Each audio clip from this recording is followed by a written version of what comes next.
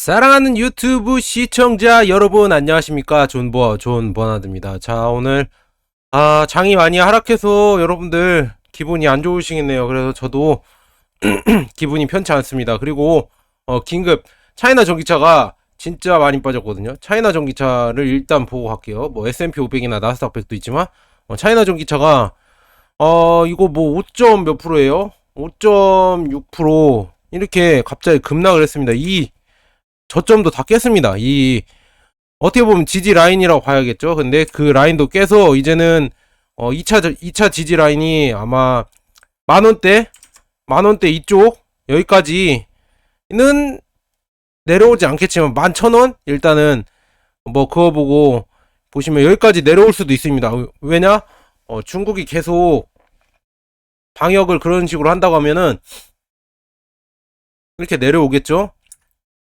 그래서 여러분들에게 지금 드리고 싶은 말씀은 분할로 들어가신 분들도 이제는 좀 분할이 아니라 일단 관망해야 되지 않을까. 제가 봤을 때 주식이란 게 내려왔다가 올라올 때는 이 돌림 현상이 있을 때 이때 들어가는 게 그나마 더 안전합니다. 근데 이 돌림이 아직 안 나왔어요. 이렇게 내려오는 계속 추세거든요. 이 추세가 계속 하락 추세로 가고 있으니까 일단은 돌림이 안 나왔다. 그래서 저도 분할 매수를 하다가 이제 멈췄어요. 예, 더 하고 싶은데 이 돌림이 나온 다음 들어가야겠다. 저는 그렇게 보고 있거든요. 이 돌림이 나온 다음에 들어가는 게 좋겠다 해서 지금 분할 매수는 멈췄습니다. 그래서 여러분들도 잘 판단하셔서 결정하셨으면 좋겠고, 이제 시황 한번 계속 해드리도록 하겠습니다.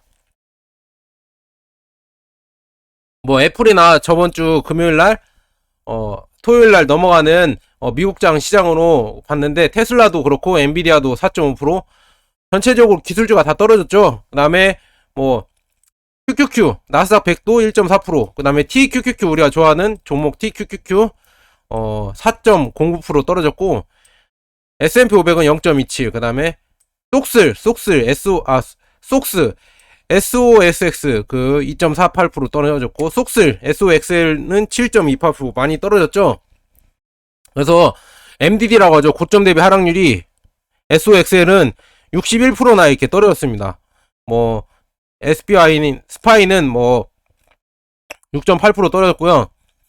TQQQ는 43.5%, 그 다음에 QQQ는 14.6% 이렇게 마이너스 났습니다. 전체적으로 이거 맵을 보시면은 기술주들이 이번 장에서 어제 저번 주 마지막 미국 장에서 많이 떨어졌다 이렇게 보시면 될 것 같습니다. 그래서 지금 오늘 우리 종목들도 많이 떨어졌죠. 차이나 전기차가 5.54% 이렇게 떨어졌습니다. 글로벌 리튬도 많이 떨어졌고, 우리 2차전지 산업 있잖아요. 국내 2차전지 산업도 3.67 이렇게 떨어졌습니다. 그래서 고점 대비 하락률은 35%, 그 다음에 11%. 그래서 차이나 전기차를 진짜 고점에 물리셨으면은 아마 35.4% 마이너스 나셨을 거예요. 근데 다른 거는 뭐 11%, 뭐 11%, 뭐 17%, 그다음에 21% 이렇게 하고, S&P 500은 3.9%. 왜냐하면 환율 때문에 이게 방어가 되는 것 같습니다. 그리고 나스닥은 11% 이렇게 마이너스 났고요. 그다음에 필라델피아 반도체는 20.05% 이렇게 마이너스 났습니다. 미국 테크탑 10은 뭐 이런 식으로 다 마이너스 났으니까 캡처하셔서 보시면 좋을 것 같습니다. 그래서 결론은 속슬 있잖아요. 속슬 일단 TQQQ랑 속슬 보고 가실게요. 뭐 제가 뭐 차트를 그렇게 공부하는 건 아니지만 여기 저점을 깨버렸어요.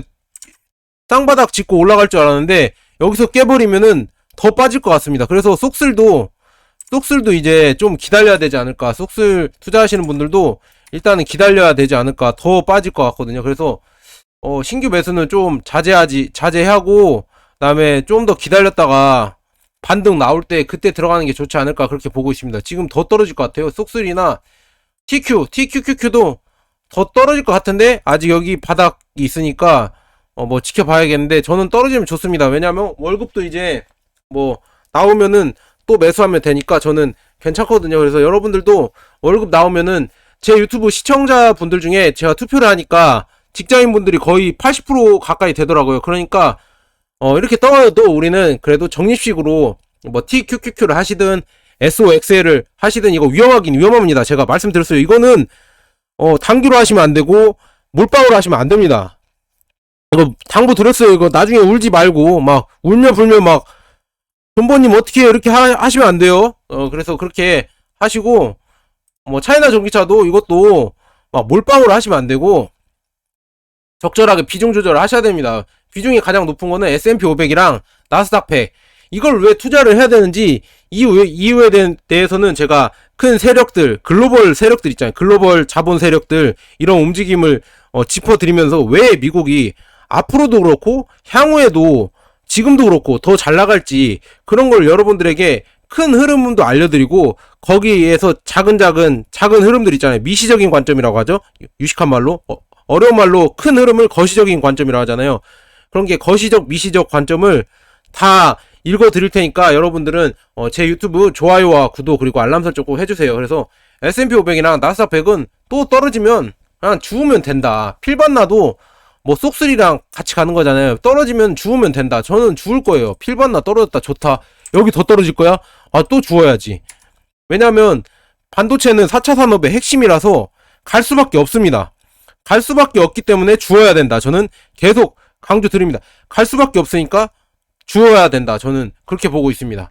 팡플러스도 마이너스 많이 났고요. 그 다음에 미국테크 탑10, 나스닥 테크, 글로벌 리튬 2차전지, 자율주행, 뭐 클라우딩 컴퓨팅, 인도 뭐 다 이렇게 저점에서 좀 눌리고 있습니다. 조정을 주고 있습니다. 이렇게 보시면 될 것 같습니다. 기사도 빨리빨리 받으려야 되는데 비아디나 이렇게 강북 리튬이나 CATL도 오늘 급락을 했습니다. 이브에너지나 신주방, 이노방스, 선화전자, 선도지능장비 다 차이나 전기차 10개 종목이 다 마이너스가 났습니다. 그리고 원유도 지금 중국에서 이렇게 코로나 봉쇄 정책을 하니까 결국은 중국 공장이 잘 안 도니까 원유 그런 수요량이 줄어드니까 원유 가격이 또 계속 떨어지고 있네요. 그 전쟁 때문에 급등을 했다가 이제는 점점 떨어지는 모습 같습니다. 하지만 이게 몰라요. 미국 입장에서 단기적으로 좋겠지만 좋은 게 아닌 게 결국은 중국이 이렇게 공장을 뭐 상하이가 2주째 봉쇄해도 신규 확진자가 뭐 10,000명 막 20,000명 넘어가고 있고 이렇게 보면은 결국은 중국이 세계의 공장인데 이런 게 뭐 테슬라나 니오나 이렇게 조업 중단을 하면서 멈춰버리면은 결국은 이런 우리가 뭐 이용하는 소비재나 이런 게 다 오르게 되면 인플레이션이 오는 겁니다. 무슨 말인지 아시겠죠? 그리고 중국에서 부품도 많이 만들잖아요. 부품 공급망 위기 때문에 완성차 생산이 줄줄이 중단되죠. 왜냐하면은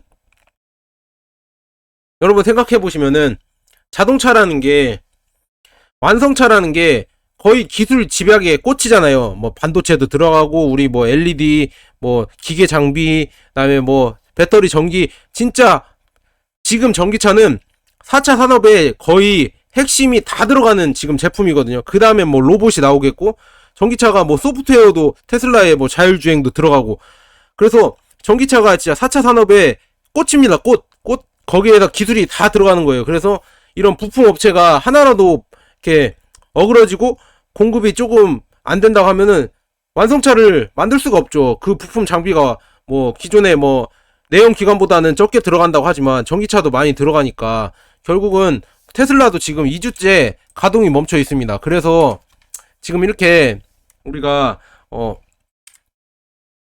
이렇게 지금 차이나 전기차가 주가가 떨어진 거 아닐까 이렇게 보고 있고 그리고 볼프스바겐이랑 상하이 자동차가 SAIC가 상하이 자동차거든요. 합작 공장도 3월 말부터 가동 중단 상태이고 그 다음에 중국 국유 제일자동차 이것도 지금 3월 13일날 폐쇄되고 뭐 중순까지 생산을 중단했다 이렇게 하고 있고 그래서 지금 이렇게 중단했다 가동했다 이렇게 하는 공장들이 많아서 지금 차이나 전기차가 어떻게 3월 판매량까지는 뭐 비아디도 10만 대 이상 팔아서 신기록을 세웠다 뭐 차이나 뭐 테슬라도 6만 5천 대 팔았다 이렇게 했지만 이제 4월에 판매량이 나오잖아요. 4월 판매량이 나오면은 아마 다 급락을 할 겁니다. 거의 판매량이 없겠죠. 이렇게 공장을 돌리지 않는데.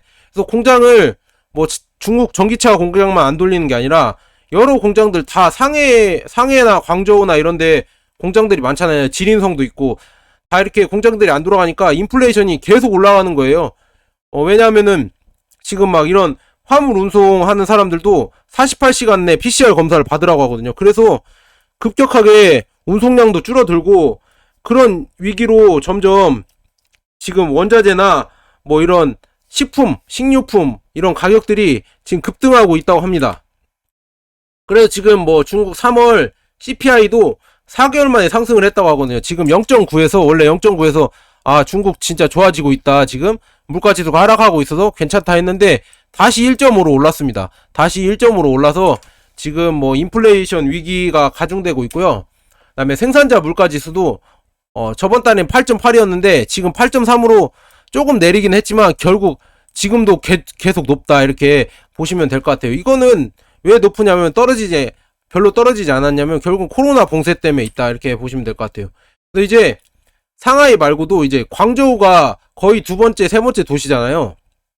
그 다음에 뭐 베이징도 그런다고 하고 또 광저우까지 지금 PCR 검사를 하고 이제 확진자가 많이 늘어나면은 광저우도 이제 점점 폐쇄하지 않을까, 봉쇄 정책을 피는 거 아니냐 이런 우려감 때문에 상해 증시도 하락하고 지금 뭐 중국 종목들이 말이 아닙니다.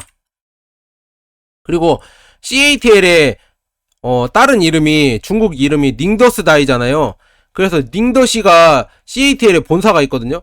근데 닝더스다이의 CATL의 닝더스시가 봉쇄가 됐대요. 그래서 배터리 생산이 지금 차질될 거라고 하고 있거든요. 그래서 지난 9일 자정 기준으로 닝더스시가 뭐 봉쇄를 뭐 10일부터 한다고 했습니다. 확진자가 늘어나면서 10일부터 지금 모든 차량을 통행을 금지한다 해서 10일까지 뭐 9월 아니구나 9일 10시 전까지 도착해 있는 이런 자동차까지만 원자재를 실은 물류 차량까지만 하니까 이제는 생산이 지금까지는 하겠지만 지금 공장까지는 돌리겠지만 이 원자재가 만약에 떨어진다고 하면은 닝더스다이 CATL 공장도 멈출 위기가 지금 겪고 있습니다. CATL도 공장이 멈춰버릴 수가 있다 이렇게 악재가 지금 나오고 있습니다.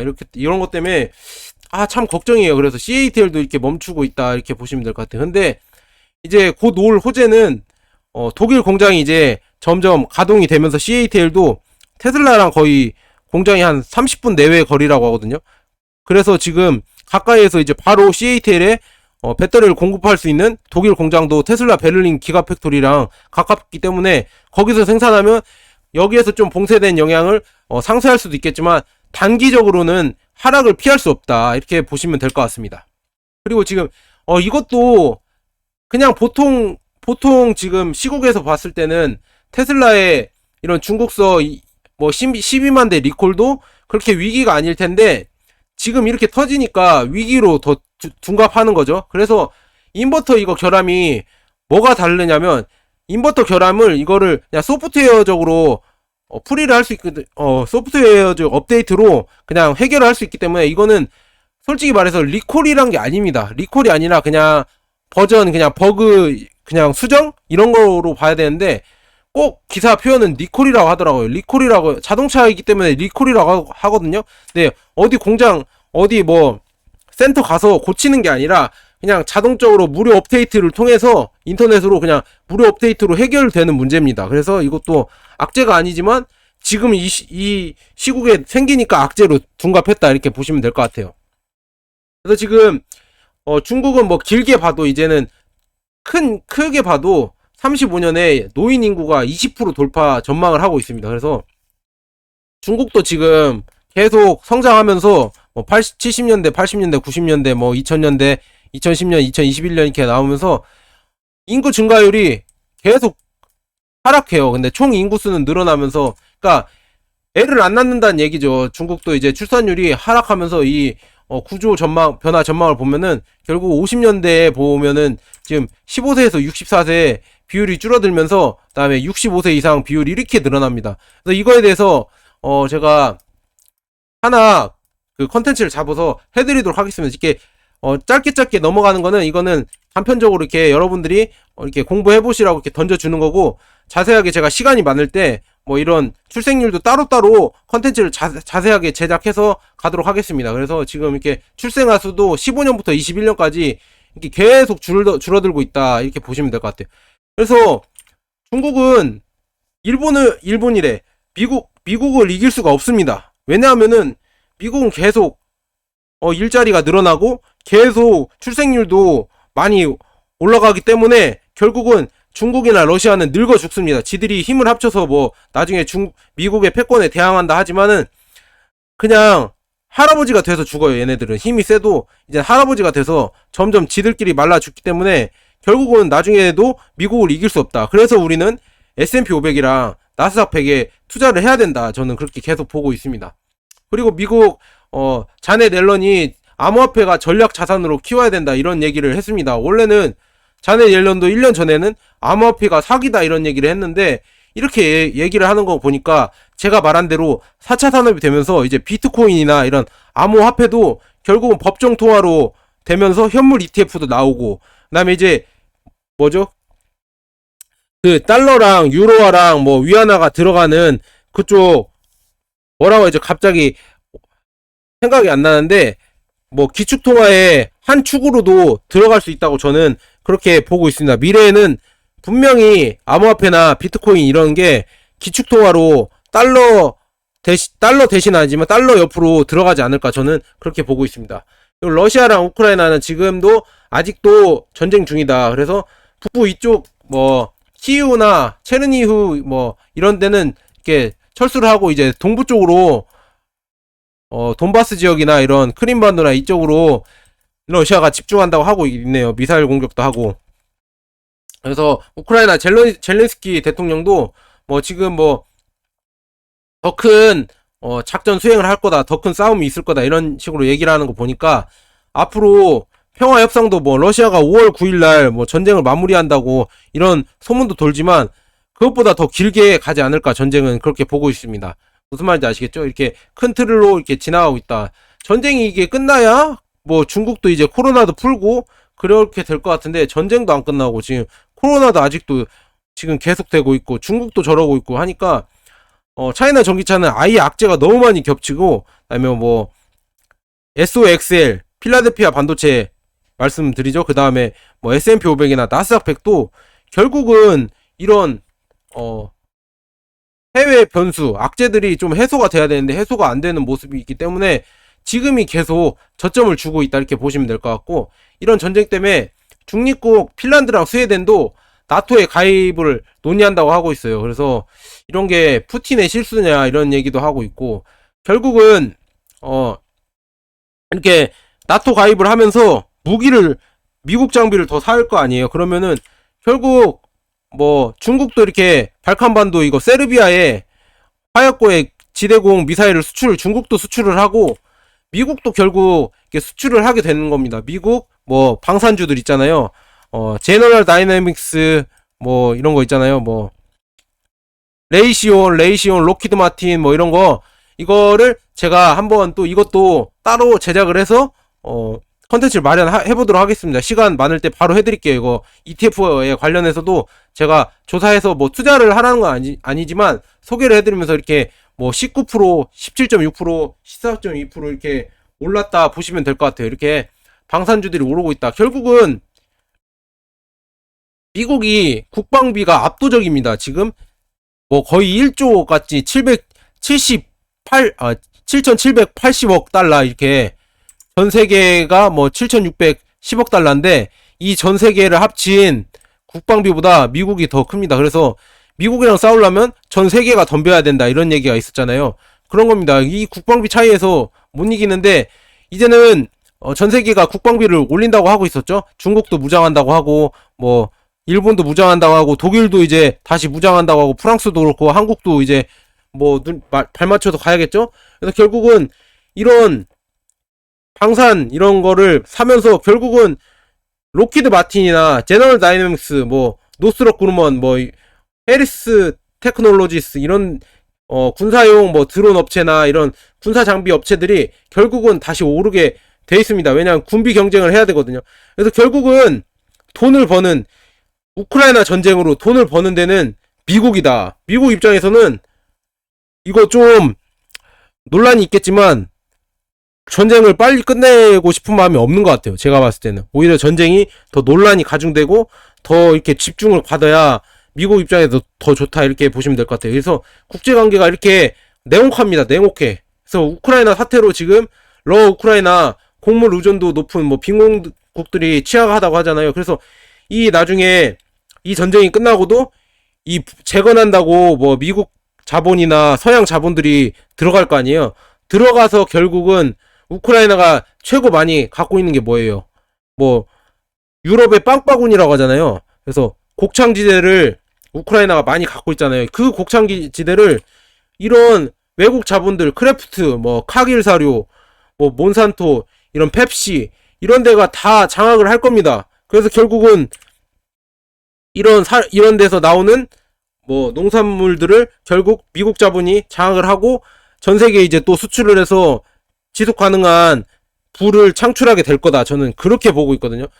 그래도 우크라이나는 발전할 겁니다. 왜냐하면 이런 거를 갖고 수출을 꾸준히 하려고 하면은 결국 우크라이나 교통이나 이런 장비들이 좋아야 되기 때문에 발전은 하겠지만 결국 이런 부를 다 서양 자본 세력들에게 뺏기게 된다. 저는 그렇게 보고 있습니다. 무슨 말인지 아시겠죠? 이런 주요 기업들, 이런 기업들 잘 보시고, 그 다음에 우크라이나 전쟁으로 녹색 연료 투자가 급증이 되고 있대요. 그래서 결국은 이제는 뭐 사우디랑 러시아랑 중국이랑 합쳐서 자기들끼리 위안화 결제를 만들어서 뭐 그런 걸 한다고 하잖아요. 뭐 달러 패권이 이제 와야 되냐 이런 얘기로 하는데 그거 개소리입니다. 제가 봤을 때는 그 개소리고, 왜냐하면은 지들끼리 뭉쳐봤자 이제는 우리가 예전에 석탄이 그랬듯이 석유에서 이제 가스로 넘어가고 가스에서 이제 소형원전, 그 다음에 수소경제 이걸로 다 넘어가는 겁니다. 그리고 뭐 중국이나 인도가 제조업을 갖고 있다고 해도 여기 보시면은 ESG 시대라고 하잖아요. ES 시대. 삼성도 지금 지배구조 개편을 하고 있잖아요. 그 지배구조 개편이 결국은 제가 말씀드린 서양 자본, 글로벌 자본이 들어왔습니다. 여기 보세요. 블랙록이라는 회사나 골드만삭스나 다 삼성 이런 지배구조 개편 ESG라고 새로운 개념으로 해서 결국은 다 개편하면서 잠식해 나가는 겁니다. 다 참견하면서 이런 부를 다 글로벌 자본들이 검은머리 외국인이죠. 오 다니엘처럼 처음에 우리가 반감이 심할 수도 있으니까 검은머리 외국인 뭐 교포 2세 막 이런 사람들, 그런 사람들 이렇게 해서 처음엔 들어오다가 이제 점점 더 들어오겠죠. 막 외국 자본들이 들어오면서 점점 잠식해 나가는 겁니다. 우리나라나 뭐 제조업 국가들 다 ESG로 환경으로 다 조지는 겁니다. 무슨 말인지 아시겠죠?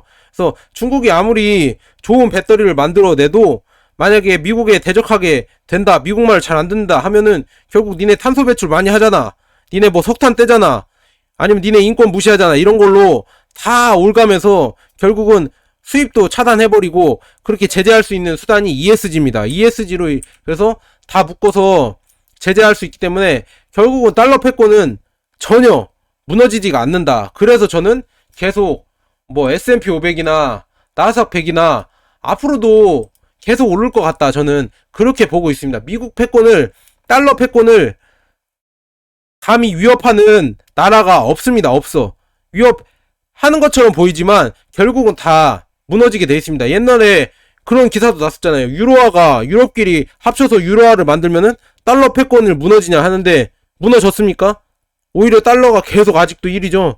이런 거 보시면은 괜히 그런 거에 기대를 갖지 마시고 그냥 꾸준히 S&P 500이나 나스닥 100 모아가지고 차이나 전기차는 지금 아직은 좀 기다려 봐야 될 것 같습니다. 이렇게 떨어졌으면은 차이나 리스크라고 저는 이제 봐야겠습니다. 차이나 리스크죠. 이게 봉쇄를 하고 이런 거를 좀 기다려 봐야 될 것 같아요. 지루한 이런 끝을 기다린 다음에 결국은 상승을 기다려야 될 것 같다. 그래서 차이나 전기차랑 이 종목은 여러분들에게 진짜 시험대인 것 같아요. 차이나 전기차나 뭐 필라델피아 반도체 있잖아요.